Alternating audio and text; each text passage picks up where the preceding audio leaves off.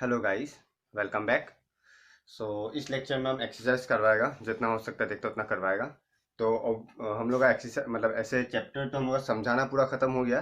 अब खाली एक्सरसाइज बाकी है, तो हम एक्सरसाइज कंप्लीट करवा देगा इस लेक्चर में। तो आओ थोड़ा एक्सरसाइज का और देखता है। 1.1 ऑलरेडी हम करवा चुका है, उसका लिंक हम डिस्क्रिप्शन में दिया हुआ है। तो 1.2 से शुरू करता है। तो एक्सरसाइज 1.2 का तुम पहला क्वेश्चन देख सकता है क्या है। Which of the following are examples of null set. Null set मतलब क्या था? नल सेट का मतलब ये है एम्प्टी सेट। एम्प्टी सेट मतलब क्या? No elements. मतलब एक ऐसा सेट जिसमें कोई एलिमेंट ही नहीं है। तो नल सेट का मतलब वही है जिसमें कोई एलिमेंट नहीं है। ठीक है, हम लोग चेक करता है। Set of odd natural number divisible by 2। सीधा सवाल है, ऑड नेचुरल नंबर बोल दिया मतलब क्या? 1 3 5, 1 3 5 7 9 11 13 डॉट डॉट, ये है set of odd natural numbers. But क्या इसमें से कोई भी डिविजिबल बाय 2 होगा? बोला डिविजिबल बाय 2। इसमें से कोई भी डिविजिबल बाय 2 होगा? ऑब्वियसली नहीं होगा, बिकॉज ये ऑड नंबर है। हमेशा टू या टू का मल्टीपल ही टू से डिविजिबल होता है, यानी इवन नंबर ही टू से डिविजिबल होता है। कोई भी ऑड नंबर टू से डिविजिबल नहीं होता है। दैट मीन्स इसमें ऐसा कोई भी नंबर नहीं है, कोई भी एलिमेंट नहीं है इस सेट के अंदर, सच दैट वो नंबर टू से, सच दैट वो एक ऑड नंबर हो और साथ साथ वो टू से डिवाइड होता हो। मतलब ऐसा कोई भी ऑड नंबर नहीं है जो टू से डिवाइड होता हो। तो इसका ब्रैकेट लिखे हम लोग, अंदर कुछ नहीं लिखेगा, मतलब कोई एलिमेंट नहीं है। या फिर इसको हम लोग ऐसे भी डिनोट करता है, फाइव बोल के। फाइव मतलब ही एलिमेंट नल सेट है, यानी एम्प्टी सेट है। तो तुम ऐसे भी लिख सकते हैं, ऐसे भी लिख सकते हैं, मतलब इसका अंदर कुछ नहीं है। तो which of the following are examples of null set? तो डेफिनेटली ये ऑप्शन नंबर है, example of null set. Option B देखता है, set of even prime number. Obviously हम लोग को मालूम है वन प्राइम नंबर नहीं है, और तुम लोग को मालूम है टू प्राइम नंबर है। क्यों? टू का एक फैक्टर वन है और एक फैक्टर टू फोर है। तो it has only two factors, one and it's and the number itself. तो that means two is a prime. Similarly three is also a prime, five is also a prime. ऐसे करके तुमको बहुत सारा prime मिलेगा। पर तुम एक चीज ऑब्जर्व करेगा कि प्राइम बोले ना तो सारा ऑड नंबर ही प्राइम होगा, कभी कोई इवन नंबर नहीं होगा एक्सेप्ट टू। क्यों? क्योंकि 4 6 8 10 12 तुम जितना भी इवन नंबर ले लो सब डिविजिबल बाय 2 होता है। मतलब other than the number itself and one, एक फैक्टर मिलेगा। फॉर एग्जांपल 2 10, तो 10 का एक फैक्टर क्या है? 1 है और 10 भी है। पर तुम ऑब्जर्व करेगा जो ये 10 2 से भी डिविजिबल होता है। तो अदर देन 1 एंड 10 इसका 2 भी एक फैक्टर है, और ऑब्वियसली 5 भी है, पर 2 भी एक है। मतलब कोई भी नंबर इवन नंबर ले लो उसका 2 एक फैक्टर होगा ही होगा। मतलब other than 1 in the number itself 2 एक फैक्टर मिलेगा। दैट मींस 2 को छोड़ के कोई भी एक ऐसा नंबर नहीं है जो प्राइम होगा और इवन होगा। मतलब 2 is the only even prime. ये तुम लोगों को मिला होगा और हम पहले बोला भी होगा, शायद हमको ध्यान में नहीं है। तो 2 is the only even prime number. अगर कोई पूछता ना what is the only even prime number, 2। तो 2 is the only even prime number. 2 को छोड़ के कोई भी ऐसा प्राइम नंबर नहीं जो इवन है। तो ये तुम्हारा क्या हुआ? 2, यानी ये एम्प्टी सेट नहीं है। दैट मींस बिकॉज इसमें एलिमेंट है, therefore it is not a null set। Okay, ये बहुत सिंपल एग्जांपल है। नंबर सी देखो, x x is a natural number such that x less than 5 and x greater than 7। obviously x less than 5 क्या होगा? Minus पीछे से आते रहेगा, डॉट डॉट डॉट डॉट, -3 -2 -1 0 1 2 3 4। 5 नहीं होगा, क्यों? क्योंकि ये लेस देन नहीं बोला, इक्वल टू नहीं बोला, यहाँ पे खत्म। और फिर क्या बोला? x ग्रेटर देन 7, तो हम लोग 8 से शुरू करेगा। क्यों? ग्रेटर देन 7 मतलब क्या? इक्वल टू 7 नहीं, यहाँ पे ऐसा बोला नहीं, इक्वल टू 7 है। इक्वल टू बोलने से ऐसा एक सिंबल रहेगा। तो जब बोला नहीं इक्वल टू 7 मतलब 7 नहीं होगा, 7 से बड़ा, यानी 8 9 10 11 डॉट डॉट डॉट। तो डेफिनेटली ये एक एम्प्टी सेट नहीं है, बिकॉज इसमें ये सारा एलिमेंट नहीं है। मतलब इससे क्या क्या एलिमेंट नहीं होगा? 5 और 7 का बीच का एलिमेंट नहीं होगा। दैट इज 5 6 7, ये तीन एलिमेंट इसमें नहीं होगा। बाकी सारा इसके अंदर होगा। क्यों? बाकी सारा देखो x लेस देन 5, तो 5 से छोटा जितना भी है 4 3 2 1 सारा नंबर ले लिया। x ग्रेटर देन 7, 7 से बड़ा जितना भी 8 9 10 11 सारा नंबर ले लिया। That means it is also not ए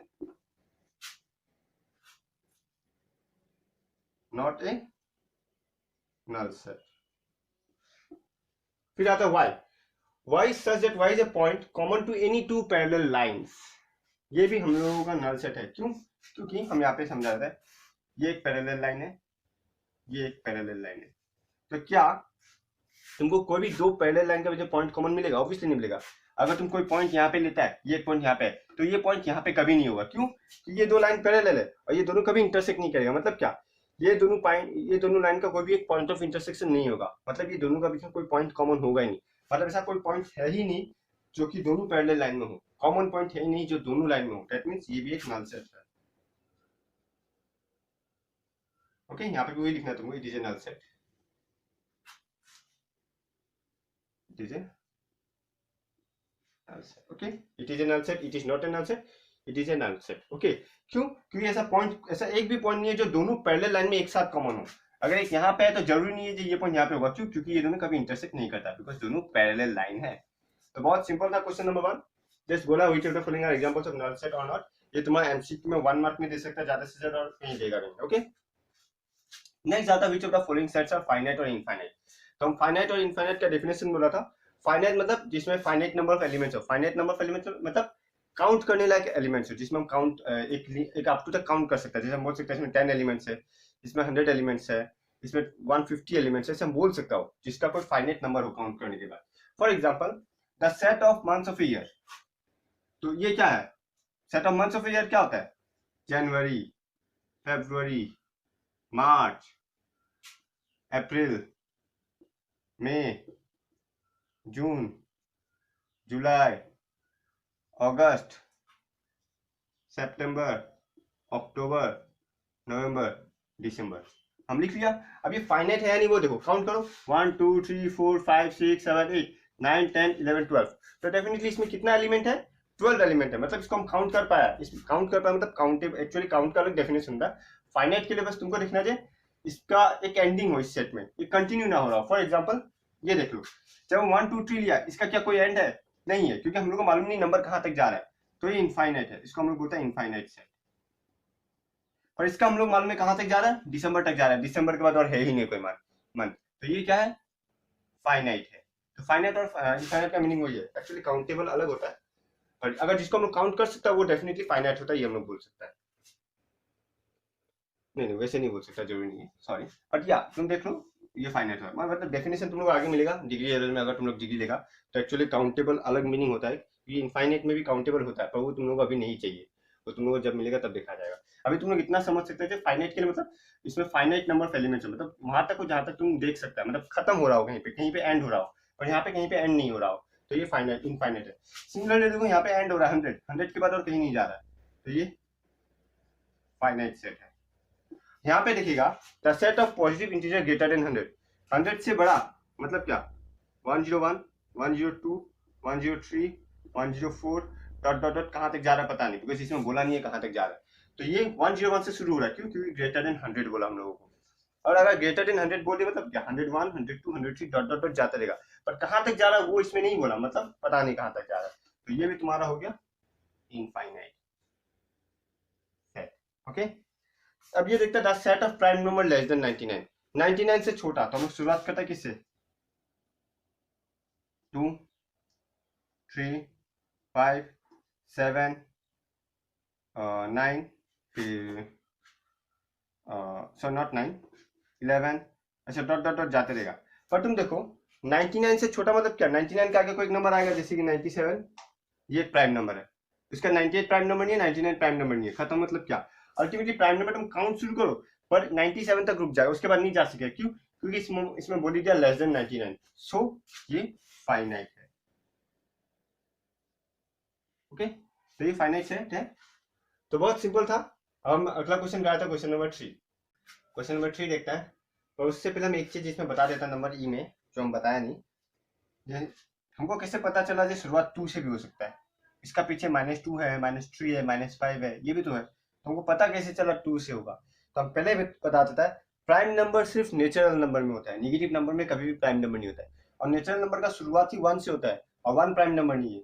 फिर 2 प्राइम नंबर है, इसलिए वो 2 से स्टार्टिंग हम किया। नेगेटिव नंबर नहीं लेना, क्यों? क्योंकि प्राइम नंबर नेचुरल नंबर ही होता है सिर्फ, हम लोग नेगेटिव नंबर में प्राइम नंबर नहीं देखा। प्राइम नंबर सिर्फ एक नेचुरल नंबर है। ओके, तो ये है प्राइम नंबर का सेट। ओके, अब क्वेश्चन नंबर 3 देखता है। 3 में क्या बोला देखो,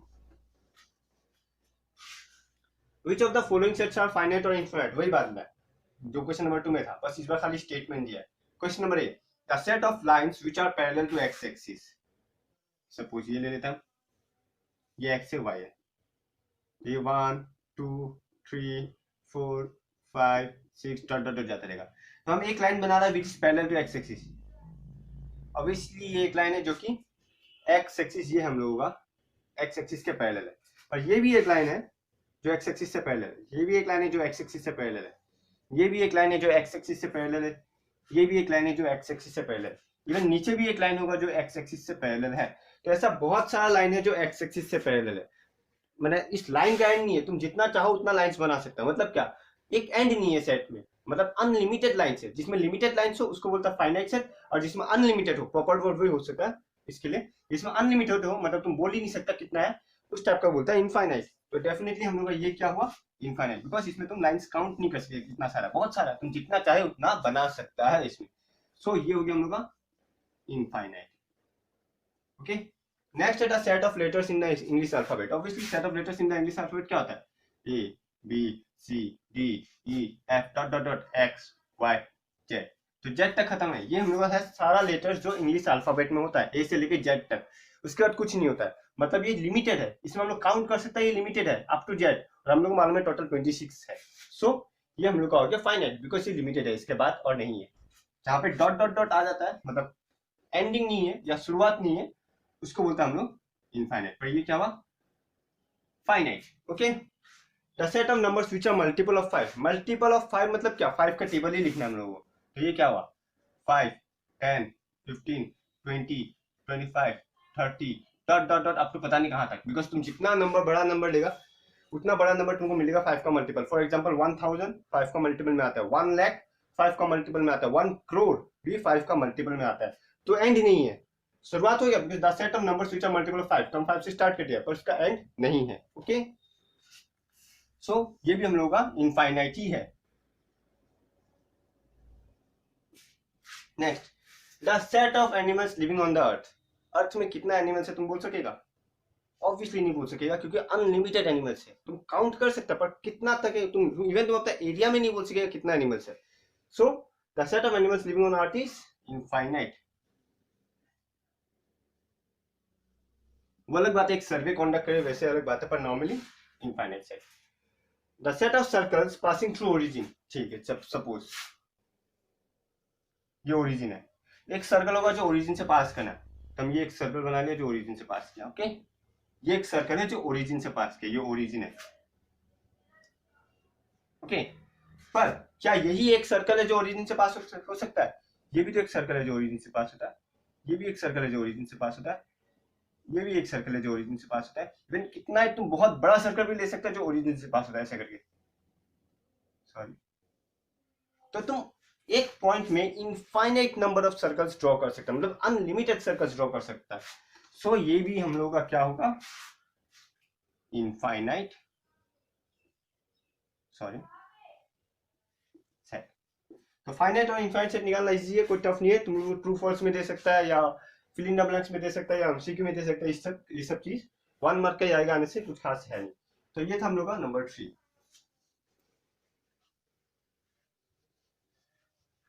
ओके, बहुत सिंपल था। अब आता है नंबर 6 में। ओके, मैं पहले नंबर 6 करा रहा है, फिर 4 5 कर पाएगा। तो 6 में बता रहा है which of the following sets are equal. हमको मालूम है दो सेट इक्वल कब होता है, A subset of B and B subset of A, ये दोनों होना पड़ेगा। ये चीज हम अपना प्रीवियस लेक्चर में बताया ही definition. J equal to B तभी होता है जब A subset of B and B subset of A. मतलब क्या है, जे ए का सारा element, if A belongs to A then A must belongs to B for all A belongs to A. मतलब क्या, तुम कोई भी एलिमेंट ए में लो वो सारा का सारा बी में होना पड़ेगा। Similarly B subset of A का मतलब क्या है, if B belongs to B then B belongs to A for all B belongs to B. मतलब ये है, तुम बी में कोई भी एलिमेंट ले लो, that means B belongs to B for all B. तुम जितना भी एलिमेंट ले लो बी में, सारा का सारा ए में होना पड़ेगा। और जब ये दोनों एक साथ सेटिस्फाई करता है तब हम लोग बोलता है ए इक्वल टू बी। ठीक है, हम लोग देखते हैं। ओके, क्लियर है डेफिनेशन। कोई भी डाउट हो तुम लोग हमको पूछ सकता है, कमेंट बॉक्स में बोल सकता है, या गूगल क्लासरूम में भी पूछ सकता है तुम लोग। ओके, गूगल क्लासरूम का कोड हम डिस्क्रिप्शन में दिया हुआ है। सो तुम देख सकता है ए में 2 4 8 12 ये 4 एलिमेंट है। तो अगर ए का बराबर कोई सेट होगा, मतलब अगर ए इक्वल टू बी होना होगा, तो ए में जितना एलिमेंट है वो सारा एलिमेंट किसी ना किसी में होना पड़ेगा। ए में जितना एलिमेंट है वो सारा किसी ना किसी में होना पड़ेगा, मतलब 2 4 8 12 2 4 8 12 ये एलिमेंट किसी ना किसी सेट में सारा का सारा एक साथ होना पड़ेगा। तो तुम अगर ओवरऑल ऑब्जर्व करेगा द एलिमेंट 8 जो ए में है, एलिमेंट 8 जो ए में है वो सी को छोड़ के किसी और में है ही नहीं। तुम अगर देखिएगा 8 एलिमेंट जो ए में है वो सी को छोड़ के किसी में है ही नहीं। मतलब तुम ये लिख सकता है here if 8 belongs to A, 8 A में है but 8 does not belongs to B, 8 does not belongs to C में तो है D, 8 does not belongs to E, 8 does not belongs to F, F में भी नहीं है, G में भी नहीं है, H में भी नहीं है, 8 does not belongs to G, 8 does not belongs to H। तुम अगर ऑब्जर्व करेगा ये 8 ए में है बट 8 ये B D E F G H किसी में भी नहीं है। तुम क्लियरली बोल सकता है कि अगर ए में कोई एलिमेंट है वो किसी में भी नहीं है, मतलब ए इक्वल टू वो सेट नहीं है, that means A not equal to B, therefore A not equal to D, A not equal to E, A not equal to F, not equal to G, A not equal to H E F G. तो A किसी के भी बराबर नहीं है। Okay तो और ए definitely तुम सी के लिए भी देखिएगा तो ए भी सी के बराबर नहीं है। क्यों? क्योंकि also 2 belongs to A but 2 does not belongs to C, therefore A not equal to C। Okay तो हम लोग दिखा दिया जे ए किसी का भी बराबर नहीं है। अब तुम अगर ऑब्जर्व करेगा हम लोग बी पे आता है। अब हम लोग मालूम है बी ए के बराबर नहीं है, पर तुम देख सकता है बी सी के भी बराबर नहीं है, बी डी के भी बराबर नहीं है, ई के भी बराबर नहीं है, एफ के भी बराबर नहीं है, जी और एच किसी के भी बराबर नहीं है। तो तुम ऑब्जर्व करोगे जो ट्री है वो ट्री डी को छोड़ के बाकी किसी में भी नहीं है, C E F G H. Okay A में भी नहीं है और ए का तो हम बता दिया, ए नॉट इक्वल टू बी हम बता दिया, तो तुमको ए के लिए नहीं दिखाना है। तो ये अगर तुम लोग लिखना चाहता है तो तुम लोग लिख सकता है। ओके अब तुम बी के लिए ऑब्जर्व करो जे कौन सा एलिमेंट लिया था, 3। Here 3 belongs to B, but तुम ऑब्जर्व करें तो 3 does not belongs to C, 3 C में भी नहीं है, D में है तो बाद में देखेगा। 3 does not belongs to E, 3 does not belongs to F, 3 does not belongs to G, 3 does not belongs to H, 3 does not belongs to H तक है, सॉरी और आगे है नहीं E F G H। तो 3 किसी में भी नहीं है तो हम क्लियरली क्या बोल सकता है, जब इसमें 3 और ये किसी में भी नहीं है डेफिनेटली क्या बोल सकेगा, B not equal to C, B not equal to E, B not equal to F, B not equal to G, B not equal to H। तुम ये क्लियरली बोल सकता है। तो हम लोग को पता चल गया B भी इनमें से किसी से इक्वल नहीं है। अब हम लोग B और C का चेक नहीं किया पर तुम क्लियरली बोल सकता है ये B में 2 है और C में 2 नहीं है। Also 2 belongs to B but 2 does not belongs to C, therefore B not equal to C। Okay so ये क्लियरली बात था। जब which of the following sets are equal हम लोग को निकालना, हम पहले देख लिया कौन सा इक्वल नहीं है। तुम डायरेक्टली चाहे तो देख सकता कौन सा इक्वल है, और आई थिंक बेहतर ही ऐसा लिखने का तरीका ज्यादा बेहतर है। तुमको देखना पड़ेगा कौन कौन सा इक्वल है कौन कौन सा नहीं है। तो हम लोग को पता चल गया ए और बी और सी भी इक्वल नहीं है, तो ये बी का लिखने का तरीका है। अब हम लोग ए के लिए चेक कर लिया सारे के साथ, बी के लिए चेक कर लिया सारे के साथ। ओके सॉरी हम कुछ गड़बड़ कर दिया। बी के लिए डी के साथ चेक नहीं किया बेटा, हम सी के साथ ऑलरेडी चेक किया था, ये दोबारा ऐसे लिख गया, सॉरी ये नहीं लिखना बिकॉज ऑलरेडी सी के साथ हम चेक किया, हमको बी का और डी का चेक करना है।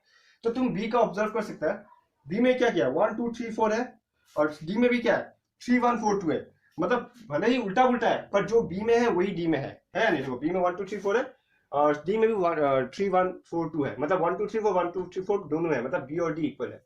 ये also B equal to D as for all, सीधा लिख सकता है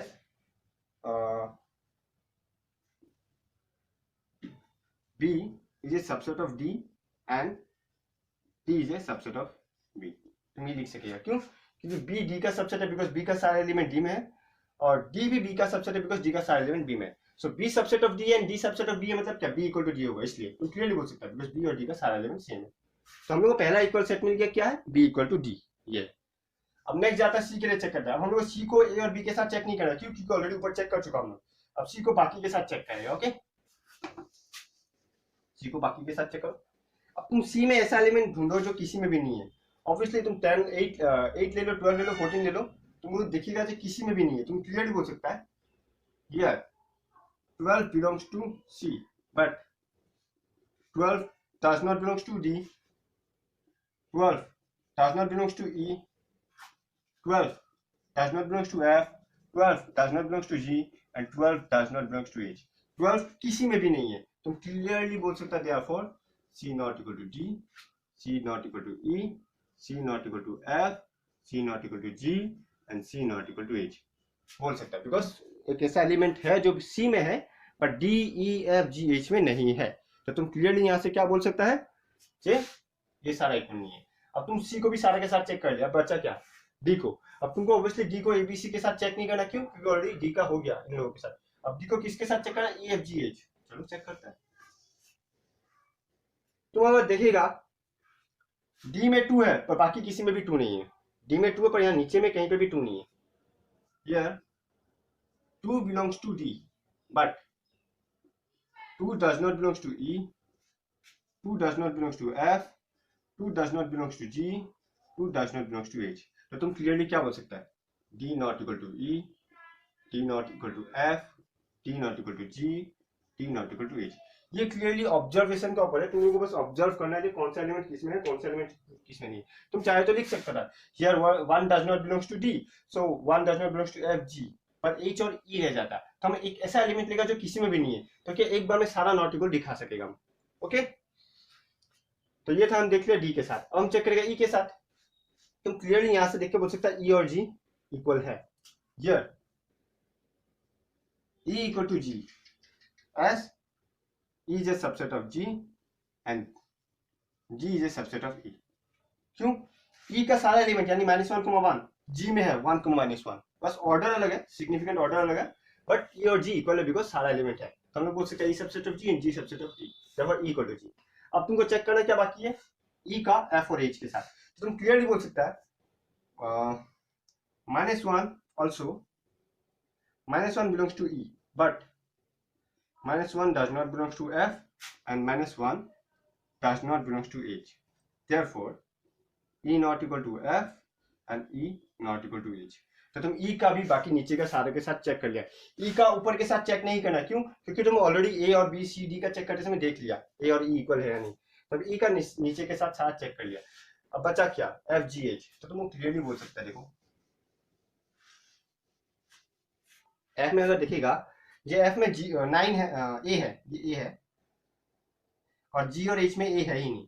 Here A belongs to F, but A does not belongs to G, A does not belongs to H. Therefore, F not equal to G and F not equal to H. बहुत simple सा था, because A G में नहीं है और H में भी नहीं है, बट A F में है, तो हम लिखा A belongs to F, but A G में भी नहीं है, H में नहीं है, so F not equal to G and F not equal to H. But अब बच्चा G लास्ट है, तो G में 1 -1 है और H में 0,1 है। तुम देख सकता -1 G में है पर H में नहीं है। Here -1 belongs to G, but -1 does not belongs to H. Therefore, G not equal to H. तो तुम इस तरह से सारा सेट चेक कर लिया कौन सा इक्वल है और कौन सा नहीं है। तो तुमको पता क्या चला? सिर्फ as a result B equal to D होता है and E equal to G होता है। तो ये क्वेश्चन हार्डली इतना सारा सेट्स तुम लोगों को एग्जाम में इतना सारा सेट्स नहीं देगा, कोई 2-3 ही देगा। तो 2-3 को तुमको चेक करना जस्ट इस वे में जिस हिसाब से हम करवाया है, या तुमको तुम्हारा कोई वे आता तो अच्छा बात है, तुम लोग वो भी कर सकता है। और तुम लोग को अपना अगर कोई भी क्वेश्चन वेरीफाई करवाना हो जो तुम लोग का आंसर हुआ या नहीं हुआ, तो तुम लोग गूगल क्लासरूम में हमको बोल सकते हैं, वहाँ पे ऑलरेडी अपलोड का ऑप्शन है, तुम लोग अपना आंसर फोटो क्लिक करके वहाँ पे अपलोड कर सकता है, हम चेक कर देगा और वेरीफाई कर देगा। और गूगल क्लासरूम ज्वाइन करने के लिए उसका कोड हम अपना डिस्क्रिप्शन में दिया हुआ है। ओके, 4 नंबर में वही पूछा whether the following state whether the following A equal to B और नॉट। मतलब ये 4 में से 4 क्वेश्चन जो ए बी वैसे दिया हुआ है। अब पूछा है ए इक्वल टू बी है या नहीं, तुम लोगों को बताना है। ओके, ठीक है, पहला ए दिखता है, पहला ए क्या है? A B C D. पर बी में भी क्या है? D C B A. Order अलग है पर एलिमेंट वही है, इसमें भी ए है तो इसमें भी ए है, इसमें भी बी है, इसमें भी बी है, इसमें भी सी है, इसमें भी सी है, इसमें भी डी है, इसमें भी डी है। सो इस केस में हम लोग क्या बोल सकते हैं? A equal to B. Okay.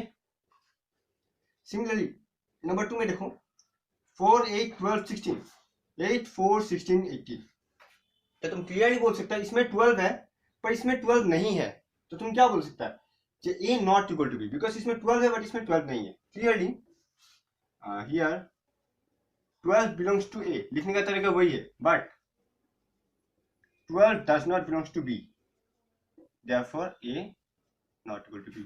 Okay, लिखने का तरीका वही है। नंबर 3 में देखो 2, 4, 6, 8, 10, नंबर बी ए में ये है 2, 4, 6, 8, 10, बी में क्या x such that x is a positive even integer less than 10। तो पॉजिटिव इवन इंटीजर, तो पॉजिटिव नंबर कहां से शुरू होता है 1 से, पर इवन बोला तो 2 से लिखेगा, पर सारा इवन है तो 2, 4, 6, 8, पर x इज लेस देन और इक्वल टू 10, तो 10 भी आएगा पर 12 नहीं आएगा। क्यों? क्योंकि यहाँ पे बोल ही दिया x 10 से छोटा है, तो इसमें हम इसको क्या लिख सकता है 2, 4, 6, 8, 10, इसको ऐसे लिख सकता है। लिख लिया। देखो पॉजिटिव इवन इंटीजर तो सारा इवन है और 10 से छोटा ही है, और तुम देखिएगा तो ये और ये सेम है, therefore a equal to b इस केस में। ओके। सिमिलरली नंबर 4 में देखिएगा x is a multiple of 10, तो इसमें हम क्या क्या लिमिट लिख सकता है, मल्टीपल ऑफ 10 मतलब क्या 10, 20, 30, 40, 50 डॉट डॉट डॉट ऐसे जाता रहेगा, बिकॉज सारा 10 का मल्टीपल है। पर b में क्या है 10, 15, 20, 25, मतलब इसमें एक 15 आया हुआ है जो कि a में नहीं है। तुम ठीक से देखिएगा तो b में एक 15 है, 25 है जो कि a में नहीं है, तो तुम यहाँ क्या लिखिएगा here 15 belongs to b but 15 does not belongs to a, therefore a not equal to b। Okay, तो ये बहुत सिंपल था, डायरेक्ट क्वेश्चन था, हम ऑलरेडी क्वेश्चन नंबर 6 करवाया, उसी का तरह था, 4 नंबर भी सिमिलर था। ओके, अब नंबर 5 का हम लोग पहले b देख लेता है फिर हम a बताता है। इसमें भी वही बोलना state whether a equal to b और नॉट, सेम चीज ही पूछा है नंबर 5 में भी, तुम लोग अपना बुक में क्वेश्चन देख सकता है। तो पहले नंबर b देखता है, a x such that x is a letter in the word follow, तो क्या क्या हो सकता है f, लेटर f है, o है, l है, l है, o है, w है, ये है सारा लेटर इसमें। बट हम तुमको बोला था एक सेट में हम लोग रिपीटेड नंबर कभी नहीं लिखता, अगर 2 बार एल आ गया तो उसको एक ही बार माना जाएगा, 2 बार ओ आ गया तो उसको एक ही बार माना जाएगा। तो अल्टीमेटली ये क्या है एफ, ओ, एल, डब्ल्यू, ये है letters in the word follow, follow में यही लेटर्स यूज हुआ है। सिमिलरली वर्ड्स में तुम यूज देखेगा तो वर्ड में कौन सा यूज है W, O, L, L, but तुम ऑब्जर्व करेगा ये दोनों इक्वल है। क्यों? इसमें डब्ल्यू ओ एल एफ है तो इसमें डब्ल्यू ओ एल एफ है, देयरफॉर इस केस में तुम क्या बोल सकता है a इक्वल टू बी, तो इस केस में तुम बोल सकता है a equal to B. Okay, अब आता है फाइनल आंसर, हम सॉल्व कर देते हैं नंबर 5 का a। 5 का a में देखिएगा तो a क्या दिया हुआ है, a दिया हुआ है 2, 3, पर b क्या है x such that x is a solution of this, तो हम लोग को इसका सॉल्यूशन निकालना पड़ेगा, x square plus 5x plus 6 equal to 0। Answer में तुमको निकाल के देखना पड़ेगा, निकाल के दिखाना पड़ेगा। तो क्लियरली ये क्या लिख सकते हैं, मिडिल टर्म फैक्टराइजेशन क्या होगा x square plus 2x plus 3x plus 6 equal to 0। यहां से x कॉमन लेगा तो क्या होगा x प्लस 2, यहां से 3 कॉमन लेगा तो क्या होगा x प्लस 2, पर ये क्या बन जाएगा x प्लस 3 x प्लस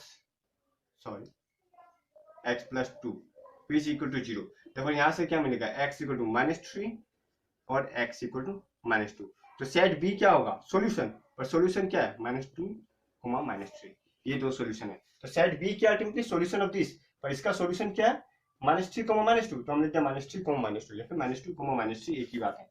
पर a क्या है 2, 3, तो clearly 2 belongs to a but 2 does not belongs to b, therefore a not equal to b। तो इस एक्सरसाइज में इतना ही है। Thank you and to like share and subscribe my channel.